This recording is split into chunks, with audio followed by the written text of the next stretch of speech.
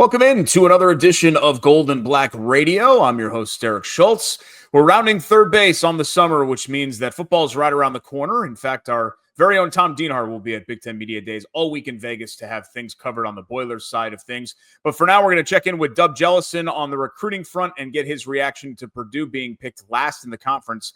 And Brian Neubert's visit's always intriguing. It's Brian, after all. He's going to join us to cap this week's show to talk a little bit of football, a little bit of hoops, a little bit of everything. That's usually what we get into with Brian Neubert. But before we get to all of that, let's give some love to our tremendous Gold and Black sponsors that make the show possible, including Purdue Federal Credit Union, a proud partner of Purdue Athletics and the official credit card for Purdue fans. Boiler Up, East End Grill, and Ripple & Company, two distinctive bistros across the street from one another on the far end of Main Street, the perfect place for your next event.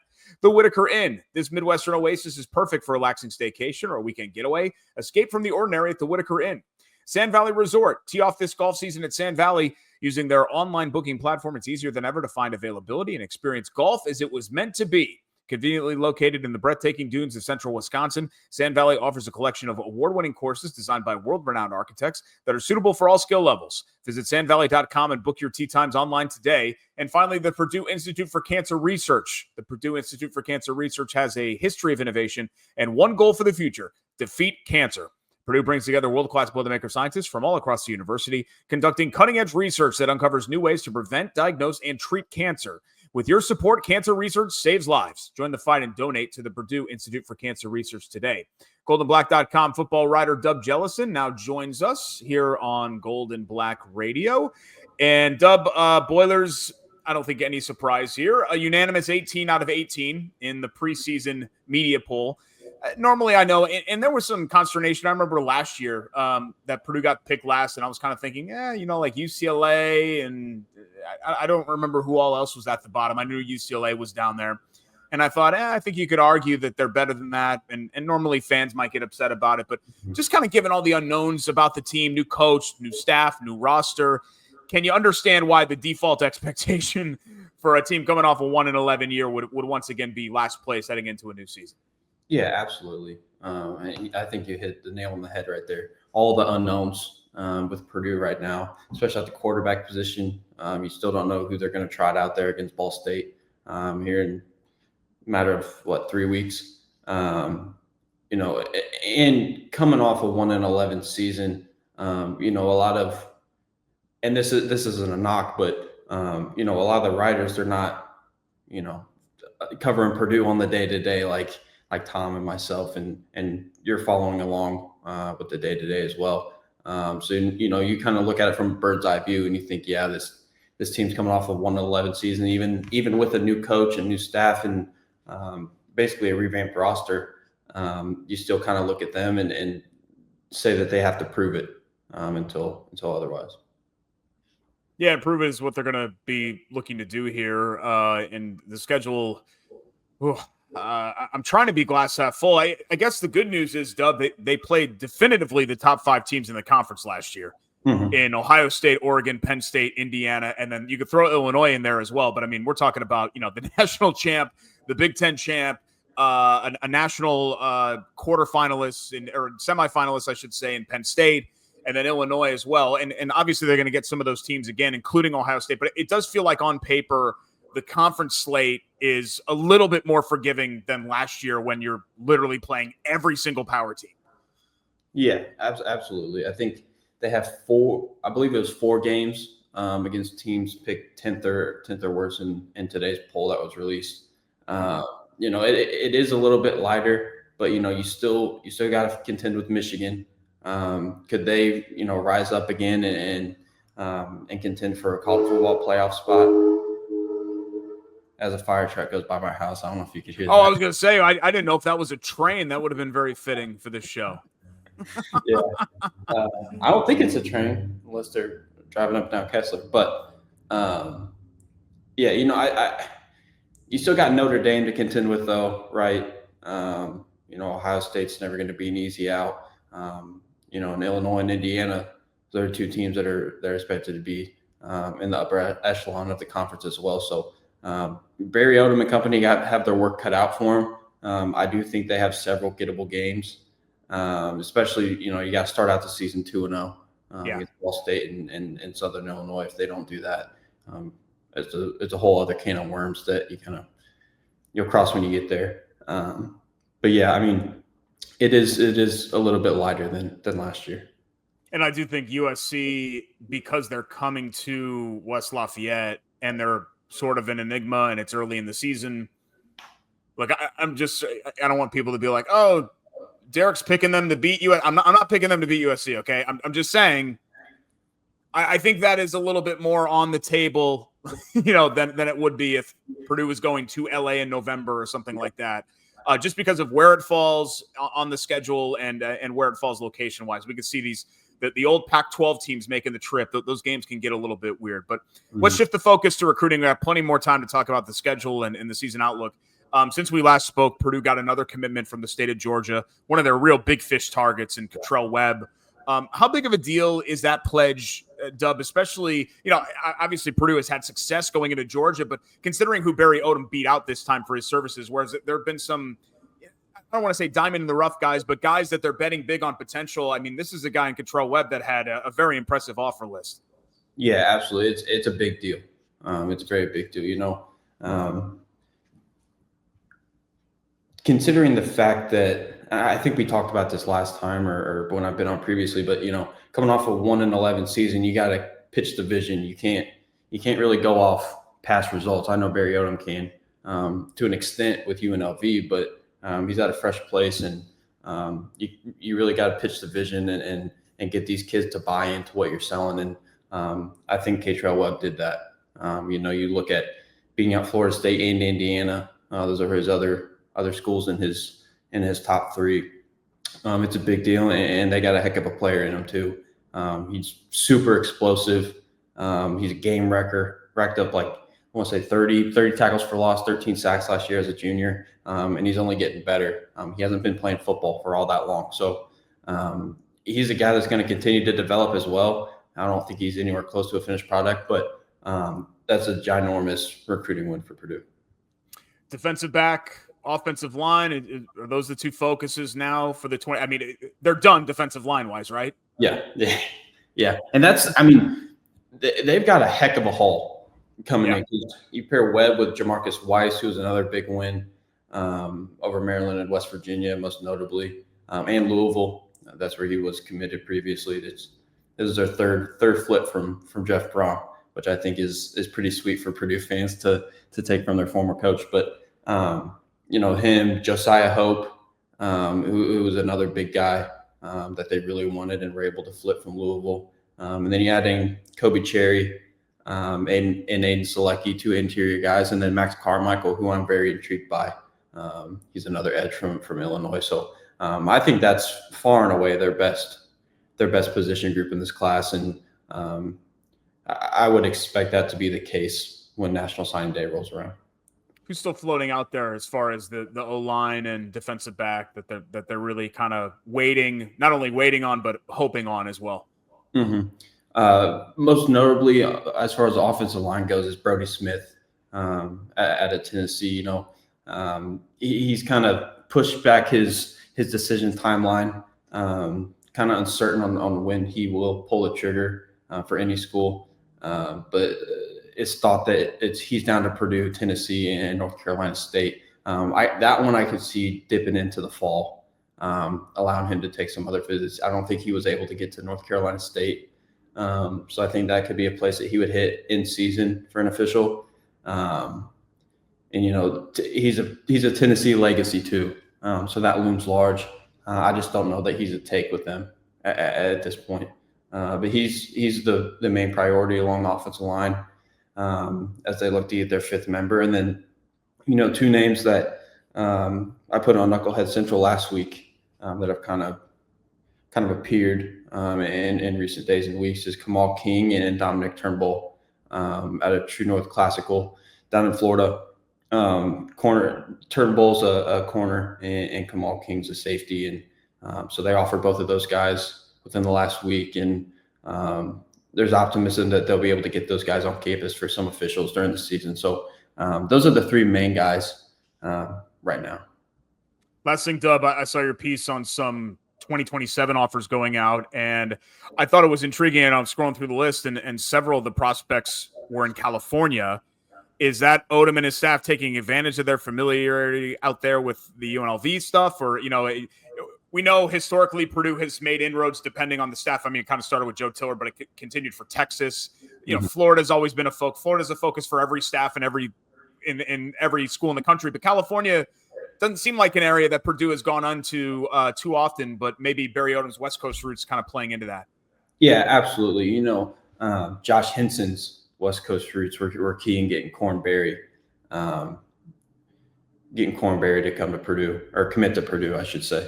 But yeah, I think the beautiful thing about having a new staff is that you have all these different connections. Kelvin Green, I believe has a strong connection to Georgia and the South. So that's kind of where Purdue's feasted a little bit on the recruiting trail. And then obviously you're going to recruit your footprint: Indiana, Illinois, Michigan, Ohio, Kentucky. But yeah, going out there, venturing out west and potentially getting some guys, it's always a great thing for Purdue. It's an exciting time for recruiting, that's for sure. Dub's going to keep scouring the recruiting front to keep you abreast of what's happening behind the scenes. You can follow his work, of course, right here at goldenblack.com and on social media, and he'll be a recurring guest throughout the season right here on Gold and Black Radio. Appreciate it, Dub, and we will talk to you again next time. Yes, sir, Derek. Thank you. Wanted to remind you guys that don't forget to subscribe to goldenblack.com, of course, and you can leave a positive review on whatever podcast platform you're utilizing to listen to this show in Golden Black Radio. And if you haven't already, you'll want to subscribe to the goldenblack.com channel on YouTube, Apple Podcasts, and Spotify to enable alerts and grab those new highlights, new videos, new content, all uploaded regularly from folks like Dub, Brian, Tom, and the rest of the great team right here at goldenblack.com. All right, time to flip this over for the Brian Neubert portion. And in order to properly do this, even though Brian talks football as well, let's go ahead and change the virtual background. Split out. We've got a new one for Mackie, too. We got a ring light. We got everything. We got a brand new setup here for Golden Black Radio. We're classing up the joint. And we're always classing up the joint when columnist and basketball knower from goldenblack.com, Brian Neubert, joins us. Is this okay? I thought this was kind of cool with like the light display and all that for Mackie. You could tell This is Mackie, right? I'm surprised all those people agreed to fill up the arena just for you to take that photo. I know. Isn't that amazing? In the middle of July, no less. I don't know if you know this, Brian, but I swing a pretty big stick over there. So when I say clout, things, man, yeah. that is clout. Congratulations on your clout. Brian Neubert joins us. Let's talk football just to kind of start here because it's Big Ten Media Day, right? And I loved what you wrote. I could actually sometimes when I read your stuff, I can picture you saying it to me, and that makes it really funny, and that makes it even better. But you had a comment at goldenblack.com that coaches, no one knows who's on your team, so please tell us who is good and why. and I laughed about it for like 10 straight minutes. But honestly, I keep thinking Purdue's roster turnover is wild because it is, right? It is wild. But I'm looking around, and I can't tell you more than a small handful of guys that I recognize on pretty much every team in the Big Ten. Like, this is just kind of reality, right? Yeah, it sort of comes off a certain kind of way when somebody who covers the team diminishes rankings or preseason polls or talks down on the relevance of preseason polls when the team they cover is picked 18th out of 18. But, like, who's on these teams? I get it. Ohio State, Michigan, Penn State have great cores back. They always do. Oregon's going to be good. USC is going to be good. Outside of that, tell me who's on these teams. Tell me why they're good. Tell me why they're bad. Purdue is getting ranked where Purdue's ranked because they were 1-11 last year. Perfectly fair. If you're ranking things on last season, that makes all the sense in the world. But nobody knows who these guys are. So everybody who voted in these polls, who have to vote for somebody, so I'm not blaming voters for anything. It kind of is what it is, but nobody knows. I think Purdue was Purdue last season too. In which case they nailed it. Yeah, they did. But they got that one right. I also didn't think I think they were voting off things they didn't know in terms of how things were going to play out. I thought they weren't getting credit for beating the people in the Big Ten the year before that you need to beat to have good seasons at Purdue. I didn't think they were getting credit for having a senior quarterback. I didn't think they were getting credit for having some staff continuity. As it turned out, all of those things were disasters. But the people voting at the time didn't know those things were going to be disasters. They just kind of backed into it. This year, you're just looking at a new coach with a program coming off a 1-11 season with 60 new players, whatever the number is, and you got to put somebody 18th. So I wouldn't argue one bit with Purdue being that team. I'm sure we will hear the standard fare Big Ten Media Day talk about how we love it. We're going to draw motivation from this, so on and so forth. Purdue said the same thing last year, and they went 1-11. I'm not saying Barry Odom and the way he's going to do things is in any way comparable to the way things were run last year, but that's what you say in situations like this. And it's kind of hard. It's kind of hard to lash out at the rankings when you are still sitting in 1-11. So, but as I said, somebody's got to be 1, somebody's got to be 2, somebody's got to be 3, 4, 5, 6, 7, 8, 9, 10, on down the line. And it's really hard to argue with putting Purdue 18th because of what they're coming off of and just the total reboot going on right now. Yeah, I mean, if there's so much confusion and so much uncertainty about what the landscape looks like, it makes sense to default that, well, Purdue was 1-11 last year, so yeah, let's just keep them where they are. Like, I totally understand that, and and it makes sense. I'm not arguing otherwise. I just think that this turnover and things like that normally would be a big detriment. A lot of teams are dealing with the same thing. You also talked a little bit about scheduling. I wanted to touch on that, and I actually looked ahead, and I think we already knew, everybody already knew. They still got Notre Dame through the next couple of years, I think through 28. But then, they have some games mixed in there like Wake Forest and North Carolina, UConn. I think they've got TCU in like 2030. And I'm just trying to think of a way. And you kind of said this, and as much as, even Barry Odom himself took a little bit of a shot at IU for buying out of games. I don't really understand the benefit of going to Winston-Salem, North Carolina to play a game instead of just scheduling a directional MAC school or something like that and just buying a win when you're in Purdue's position. I think there are some teams where maybe that makes more sense than it does for Purdue, but am I wrong there? I mean, yeah, do you want to see good non-conference games? Yeah, sure I do, but at the same time, if I'm going to get like Oregon and Penn State and Michigan and Ohio State every other year, then I'm kind of cool with Purdue playing Eastern Illinois and Indiana State in September. I need to keep this short because I could talk for 30 minutes on this topic. First of all, the challenge with football scheduling is you do it decades in advance. Yeah. In some cases. And typically you want to schedule to the teams, the standing of your program to the teams you expect to have. You have no idea. I mean, do we even know that the Earth isn't going to be destroyed by some sort of out of control comet before that Wake Forest game is played? None of us can say that for certain. If I'm still here in 2030 to see Purdue play TCU, I'm the big winner in all of this. The other part of it too is like you want the marquee games, right? Because gate revenue still matters, engaged fan bases still absolutely matter. But the TV money is the name of the game now. And this conglomeration of media entities gave the Big Ten $1 billion to broadcast Big Ten football, not because of Purdue, not because of Iowa, not because of Rutgers, but because of Ohio State, Michigan, and Penn State, and Oregon to a certain extent, to a lesser extent. So Purdue really doesn't have as much incentive other than being able to beat its chest and say, hey, look, we're playing good teams, but you're not trying to qualify for the NCAA tournament here. Yeah. The standard of success, albeit as antiquated as this is getting to 6 wins, getting to a 13th game, being able to say we had winning seasons and building from there. And I don't think Indiana should apologize at all for the way it's scheduling. It got it to the playoff last year. You know what engages fans more than as much as playing Notre Dame? Winning. And I understand fans are astute enough nowadays to know that a low-calorie 3-0 record in September is what it is, and you run the risk of getting exposed in the Big Ten. But if you get 3 wins in September, you get 3 more in the Big Ten against people you should beat.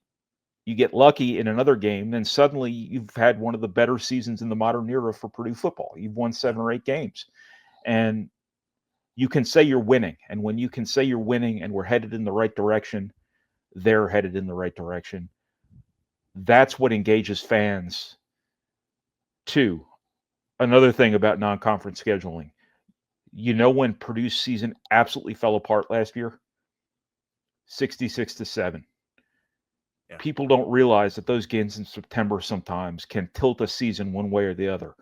And that blowout loss to Notre Dame destroyed Purdue's season. That was the moment where that team giving up in the second half set the tone for the rest of that absolutely disastrous season. Likewise, the Oregon State game the year before, part of transactional scheduling. You wanted to get Oregon State to Purdue, so you had to go there. Stuff like that. Losing that game, losing the Nevada game years ago under Jeff Brom, those games tilted Purdue's seasons in the wrong direction. And that's whether it's injuries, whether it's confidence, whether it's whatever. There's a lot on the line in those games that goes well beyond that final score. And I just think it makes sense for Purdue. And you have no control over this other than buying out whatever games are coming up here in the next couple of years, which isn't cheap. And it's not like there's discretionary dollars bouncing around everywhere. But other than buying out these games, you really don't have a lot of control of it unless you just want to start booking Ball State for 2045 and booking Eastern Michigan for 2070, because that's the way this stuff gets done. And it's a tough call, but I don't think any of these programs who are just unapologetically buying wins have reason to apologize. And if Purdue was doing it that way, I would, if I were a Purdue partisan, I would be all for it, because I would like to see Purdue win, not, beat my chest over only losing by 2 touchdowns to Notre Dame instead of 7. Yeah, and like they did last year. And maybe there's a compromise, right? Too. Like I would like them to follow more the IU model, but Purdue's always kind of done it. Like, do you remember when they played at Rice? Yeah. What on earth would they do? Why on earth would you play at Rice? Yeah. It just makes no sense why you do. And the happy medium to me, Brian, is if you're going to play Notre Dame, don't also go at Oregon State. If you're going to play Virginia Tech and Blacksburg, don't also play Syracuse and Fresno. You know what I mean? Like, pick one. Pick one game. If you want to go challenge yourself, do it once, and then at least have 2 other cupcakes in there. I just think Purdue for like 15, 16, 17 years has been doing kind of this all or nothing non-league schedule where they're playing multiple games against either power 4 level teams or teams that they have no business. Like, you should not be scheduling Nevada and programs like that. There's no upside to that. Yeah, I think prior to Mike Babinski and Jeff Brom, I think that Purdue didn't like paying for games. So instead of paying for Oregon State to come to Purdue or paying Nevada to come to Purdue, Purdue traded it out and did a home and home. So that was why those games happened. There were games before that were part of basketball contracts even, because that was just kind of the transactional nature that Purdue was scheduling with. And I think those days are over. I think Purdue is willing to pay people to visit Ross-Ade Stadium now. Again, this is not an easy time to be throwing around money to buy out opponents or buy opponents or whatever it might be. But I think the days of playing a perilous road game just to get a decent home game are probably fading, which is probably a good thing. Talking with Brian Neubert here, Golden Black Radio. I should ask you at least one basketball question, so let's go ahead and do that. What were your takeaways from seeing Oscar Clough in person? Because I thought that was interesting. You got a chance to to check him out, and basically all of Purdue's roster, of course, except Omar Mayer. Mm-hmm. Did you see The Revenant? I saw it in theaters, and I had eaten a big dinner beforehand, and it made me like nauseous. I couldn't do the mauling scene. That was hard for me. Yeah, but Yeah, yes, long answer to your question. Yes, I did see it. To tell you what a sick individual I am, The Revenant's like one of my comfort movies. And the bear scene, and I don't mean this disrespectfully, but that's Oscar Clough is a large mammal. I mean, he's a bear, and he's going to make Purdue instantly more physical, instantly more of a presence around the basket. He's going to, defense. Purdue's questions this year, I think, lie on defense. I think their offense is going to be elite, but they got to get better defensively. Defensive rebounding solves everything, almost everything. Rim protection solves virtually everything. And when you have Daniel Jacobson's height and length and Oscar Clough's just sheer physical presence, his physical profile in the paint, I think those two things automatically just transform Purdue for the better. And I think Oscar Clough is going to be really good for Daniel Jacobson. I think Purdue physically around the basket will take a backseat to no one with Oscar Clough in there, with Trey Kaufman-Renn playing the 4 next to him. They're going to have to work out the spacing and things like that. But games like Michigan last year with Vladislav Golden, and games like Penn State where Yannick Niederhauser just absolutely took it to Purdue. The Texas A&M game, the Auburn game with Janai Broom.